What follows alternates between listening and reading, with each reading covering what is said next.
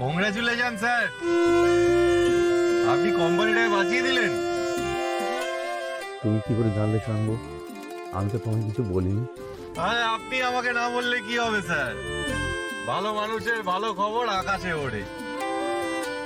আপনাকে নিয়ে তো হই হই পড়ে গেছে স্যার, অফিসে কালকে সবাই বাজি ফাটিয়েছে। বাজি ফাটিয়েছে? বাবা, এইসব হয়েছে নাকি? হবে না? ধরুন একটা প্লেন আকাশে উঠতে উঠতে তার ইঞ্জিন বিকল হয়ে গেছে।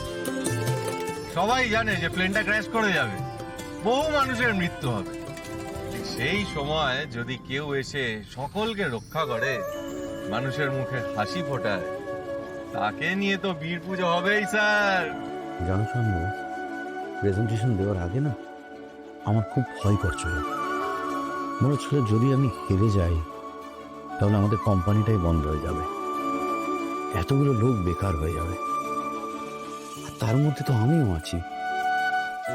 তখন আমার স্ত্রীর মুখটা মনে পড়ছিল, আমার ছেলে মেয়ের মুখটা মনে পড়ছিল, আমার বাবার মুখ মনে পড়ছিল। আর স্যার, আর কারোর কথা মনে পড়লো না? না না, পড়ছিল, তোমার কথাও মনে পড়ছিল। হার জিত সবটাই তো একটা জার্নি, জীবনের ঝুঁকি নিতে হয়। যদি আমি জিতে যাই তাহলে আমি নেতৃত্ব দিতে পারবো, আর যদি হেরে যাই তাহলে আমি পথ দেখাতে পারবো। তারপরে যে আমি কি বলেছিলাম আমি নিজেই জানি না, হঠাৎ সবাই দেখলাম হাততালি দিচ্ছে।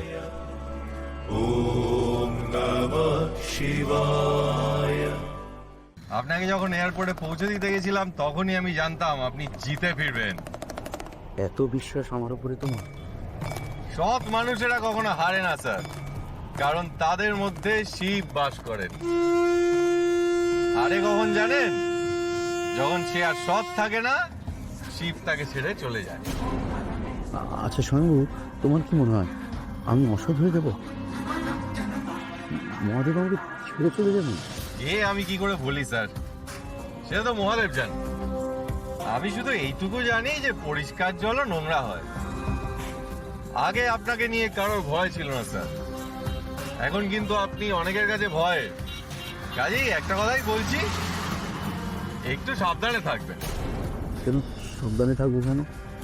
জীবনটা একটা সাপ লুডোর মতো স্যার,